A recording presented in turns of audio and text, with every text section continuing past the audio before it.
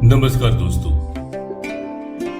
20મી સદીના અમેરિકાના ખૂબ જ પ્રસિદ્ધ કાર્ટૂનિસ્ટ, હાસ્ય કલાકાર, કટાક્ષકાર એવા સુપ્રસિદ્ધ લેખક કાર્ટૂનિસ્ટ જેમ્સ થર્બર, જેમને પત્રકારત્વમાં પુલિત્ઝર પ્રાઇઝ મળ્યું હતું, એવા મહાન આ સર્જકની ખૂબ જ પ્રસિદ્ધ વાર્તા ધ મોંગૂસ એન્ડ ધ સ્નેક, નોળિયા અને સાપની વાર્તાના કથાતત્વમાંથી આજની વાર્તાનું કથાતત્વ લેવામાં આવ્યું છે. દોસ્તો, એક જંગલમાં એક નવા નોળિયાનો જન્મ થયો. નોળિયાનો જન્મ થયો એટલે સમગ્ર નોળિયાની પ્રજાતિ એ નોળિયાના ઘડતર માટે, પોતાના સમાજના રીતિ રિવાજો માટે એનું ઘડતર, એની પરવરિશ એ રાબેતા મુજબ નોળિયાના ચોકઠામાં જ થાય એ રીતની તમામ વ્યવસ્થાઓ અને પરવરિશ ચાલુ કરી દીધી. એ નોળિયાનું બચ્ચું થોડો સમય પછી સમજણું થયું તો માતા પિતાને ખબર પડી કે આ નોળિયાનું બચ્ચું તો સાપ સાથે રમવા જાય છે, એ સાપના બચ્ચા સાથે રમે છે. એટલે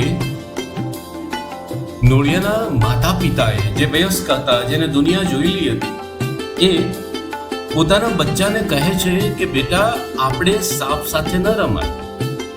સાપ એ તું શૈતાન છે, એની સાથે ન લડાય. હવે પેલું નોળિયાનું બચ્ચું સહજતાથી હજુ એને પોતાની બિરાદરી, પોતાની જે નોળિયાની જે જાત છે એને પૂરેપૂરો રંગ નહોતો લાગ્યો. એટલે એ પ્રશ્ન કરે છે.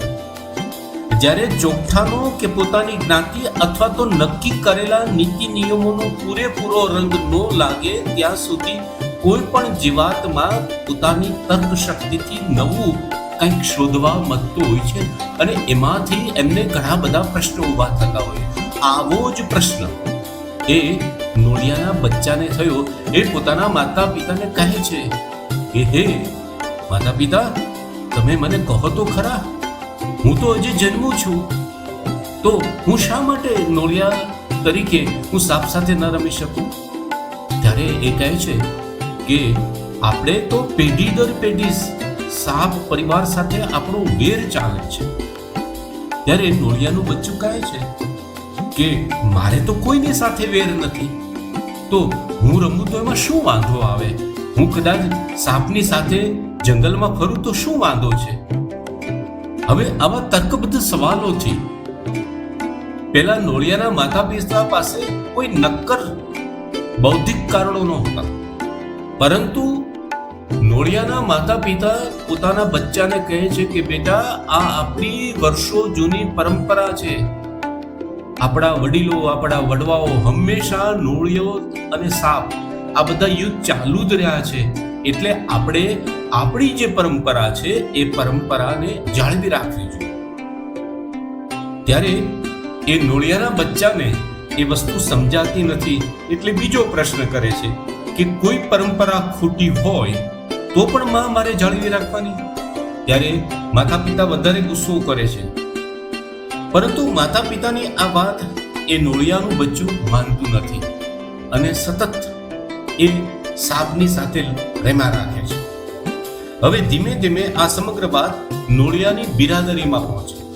એટલે નોળિયાએ એક પંચાયત બોલાવી અને પંચાયતના જે મુખ્ય હતા, જે પ્રમુખ હતા, એણે નોળિયાને હાજર કર્યા, એના પરિવારને હાજર કર્યો અને પેલા બચ્ચાને પણ હાજર કર્યો.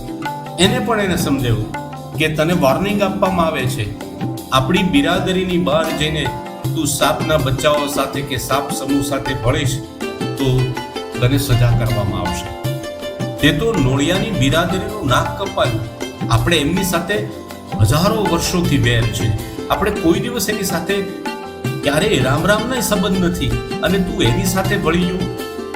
પરંતુ એ નાદાન નોળિયાનું બચ્ચું આ વાતને ગંભીરતાથી નથી લેતું અને પોતે સતત સાપના સમૂહ સાથે એ તાલમેલ મેળવીને રમ્યા રાખે છે. એનું પરિણામ આવ્યું છે કે જ્યારે પંચાયતને આ સમગ્ર ઘટનાની ખબર પડે છે ત્યારે એ નોળિયાનું બચ્ચું એ વાસ્તવમાં નોળિયો નહીં હોય, અથવા તો નોળિયાની યોનિમાં કોઈ સાપના અસ્તિત્વએ જન્મ લીધો હશે એમ માની અને એને ફાંસીએ ચડાવી દેવામાં આવે છે. નોળિયાના બચ્ચાનું ભૂલ એટલી જ હતી કે પોતાની બિરાદરી છોડી અને તેણે સાપ સાથે દોસ્તી કરી, અને પરિણામ એનું એ આવે છે કે રૂઢિઓ પરંપરાઓ તોડી અને એક નવો માર્ગ કંડાયો નોળિયાના બચ્ચાએ. એક સેતુ બનાવ્યો, જીવ માત્ર વચ્ચેનો સેતુ બનાવ્યો, અને એને મૃત્યુદંડની સજા થાય છે. દોસ્તો, જેમ્સ થર્બલ નાની નાની એ પ્રતિકાત્મક વાતો લઈને, આ તો 20મી સદીની અમેરિકાના વાતાવરણમાં બનેલી આ વાર્તા છે, પરંતુ થર્બલના વિચારો ઉપરથી એમની કલમ જાણે આપણે અરીસો દેખાડતી હોય, અને એ અરીસાની અંદર આપણું અને આપણા દંભી સમાજનું પ્રતિબિંબ પડતું હોય. આપણે વેરની પરંપરાઓ સતત આગળ ને આગળ વધારતા જઈએ છીએ. જીવાત્માની, પ્રેમની, સંવેદનાની, લાગણીની પરંપરાઓ કુંઠિત કરીને પણ, અને કોઈ પણ કરુણામય, દયામય, સ્નેહમય, મિત્રતાના સેતુ ઉપર કોઈ માર્ગ નવો કંડારે તો એને નાદ બાર મૂકી એને ફાંસીએ ચડાવવામાં આવે છે. આ ફક્ત સિમ્બોલિઝમ ઉપરની વાર્તા છે, અને આ જેમ્સ થર્બલની એક જબરદસ્ત કુને હતી કે હળવાશથી એક આપણા સમાજને, કહેવાતા સભ્ય સમાજને એને દર્પણ દેખાડે છે, અને એની દાંભિકતા ઉપર એક જબરદસ્ત કટાક્ષ કરે છે. ધન્યવાદ.